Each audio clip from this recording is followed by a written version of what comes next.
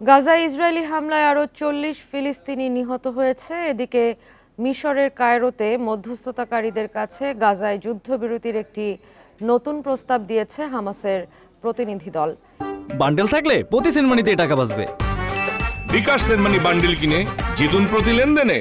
এর আগে ইসরায়েলের সঙ্গে ৫ বছরের যুদ্ধবিরতিতে সম্মতি জানায় হামাস। বিনিময়ে সব জীবিত ইসরায়েলি জিম্মিকে মুক্তি দেবে সংগঠনটি। গাজায় হামাসের সঙ্গে লড়াইয়ে এক ইসরায়েলি সেনা ও পুলিশ নিহতের কথা জানিয়েছে আইডিএফ। রোববারও উপত্যকাটিতে বোমা বর্ষণ করেছে ইসরায়েলি বাহিনী। খান ইউনিসের বাস্তুচ্যুত ফিলিস্তিনিদের আশ্রয় নেওয়া তাঁবু ও মধ্য গাজার একটি অ্যাপার্টমেন্টে বোমা হামলা চালায় তারা।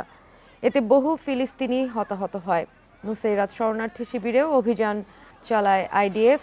এদিকে ইসরায়েলি অবরোধের কারণে গাজায় খাদ্য সংকট বেড়ে ক্ষুধা ও অপুষ্টিতে ভোগা শিশুদের সংখ্যা বেড়েছে বলে জানান সেখানকার চিকিৎসকরা।